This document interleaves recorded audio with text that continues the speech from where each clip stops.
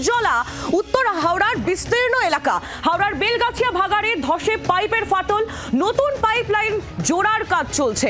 বিভিন্ন এলাকায় জলের গাড়ি পাঠানো হয়েছে, কিন্তু এখনো পর্যন্ত জল সংকট রয়েছে একাধিক এলাকায়। কি পরিস্থিতি এই মুহূর্তে, পুরো বিষয়টাই জানবো দেবব্রত থেকে। দেবব্রত ঘোষ আমাদের প্রতিনিধি সরাসরি রয়েছেন আমাদের সঙ্গে।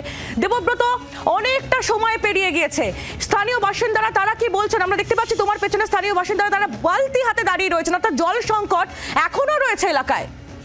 দেখো, একেবারেই আমি যে ছবিটা আমার ক্যামেরা পার্সনকে দেখাতে বলবো যে জল সংকট কতটা এখানে বলা যায়, কার্যত জলের জন্য হাহাকার হচ্ছে। কিলুয়া ঝিল রোড, এই ঝিল রোডে এখানে বাসিন্দারা তারা সকাল থেকে তারা দাঁড়িয়ে রয়েছেন, ভোর থেকে দাঁড়িয়ে রয়েছেন বালতি হাতে, কিন্তু সেইভাবে তারা পর্যাপ্ত জল পাচ্ছেন না। তারা যে অভিযোগ করছেন 3 দিন পর আজকে একমাত্র জলের গাড়ি পাঠানো হয়েছে, সেই গাড়ি 4 নম্বর পুরসভা থেকে এসে সেই জলের ট্যাঙ্ক থেকে তারা জল নেবার জন্য দাঁড়িয়ে রয়েছেন, কিন্তু কিছুক্ষণের মধ্যেই এই জল শেষ হয়ে যাবে এমনটাই তারা জানাচ্ছেন। তারপর কি হবে, কিভাবে তারা জল পাবেন সেটাও পরিষ্কারভাবে কোনো পুরো কর্তৃপক্ষ তারা জানাতে পারছেন না। জল কিনে খেতে হচ্ছে বেশি টাকা দিয়ে, এমন অভিযোগ করছেন। পাশাপাশি তারা আরো যেটা জানতেন যে জল কিনে খেতে হলে সেই জলও কিন্তু পাওয়া যাচ্ছে না। ফলে তারা যথেষ্টই তারা সমস্যার মধ্যে পড়েছেন, দুর্ভোগের মধ্যে পড়েছেন। জল সংকটের কি এখানে চিত্র, সেটা আমি ক্যামেরা পার্সনকে দেখাতে বলছি। সেই ছবি দেখলেই বোঝা যাবে যে এখানে প্রচুর মানুষ তারা সকাল থেকে দাঁড়িয়ে রয়েছেন, বয়স্ক মানুষরা রয়েছেন, পুরুষ রয়েছেন, বাচ্চারা রয়েছেন, বালতি হাতে তারা ছুটে আসছেন, কিন্তু জল সেভাবে পাওয়া যাচ্ছে না। কতক্ষণে এই সমস্যা মিটবে সেটা এখনো পর্যন্ত নিশ্চিতভাবে কেউই জানাতে পারছেন না। বেলগাছিয়া মোড়, সেখানে নতুন করে যে পাইপলাইন বসানো হয়েছিল সেই পাইপলাইন জোড়ার কাজ এই মুহূর্তে চলছে, কিন্তু সেটা কতক্ষণে স্বাভাবিক হবে তা পরিষ্কার নয়। পুর প্রশাসক তিনি ঘটনাস্থলে এসেছিলেন, হাওড়া পুরসভার কমিশনার এসেছিলেন, অরূপ রায়, মন্ত্রী অরূপ রায় তিনিও এসেছিলেন, কিন্তু তারা এখন নিশ্চিতভাবে বলতে পারছেন না যে উত্তর হাওড়ার বিস্তীর্ণ এলাকায়, পার্শ্ববর্তী এলাকায় যে জল সংকট দেখা দিয়েছে সেই জল সংকট ঠিক কতক্ষণে মিটবে। ফলে তারা যেটা জানাচ্ছেন যে এখনো 2 দিন লাগবে এই পাইপলাইন জুড়তে।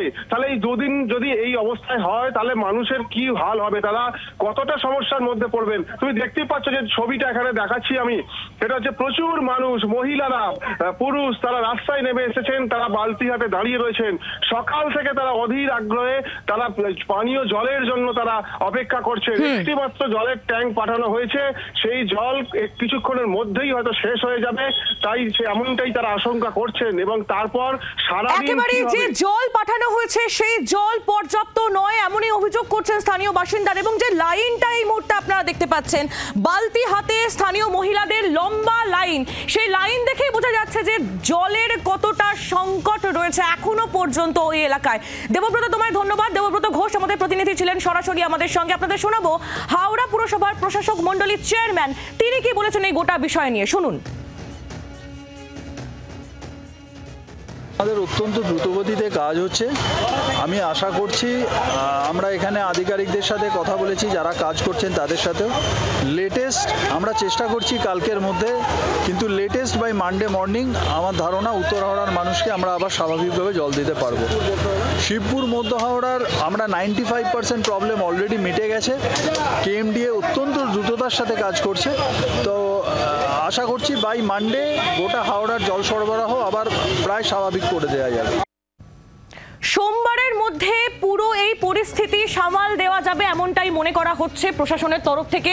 খাদ্য প্রক্রিয়াকরণ দপ্তরের মন্ত্রী অরূপ রায় তিনি নিজেও ওই এলাকায় যান এবং কাজের অগ্রগতি সরেজমিনে খতিয়ে দেখেন। কি বলেছেন তিনি তারপর শোনাবো আপনাদের।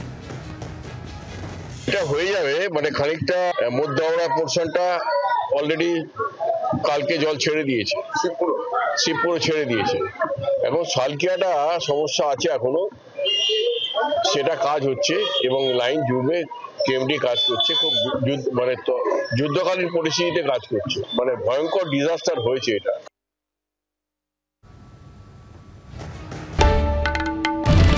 বাংলার আওয়াজ, বাঙালির আবেগ, জি 24 ঘন্টা।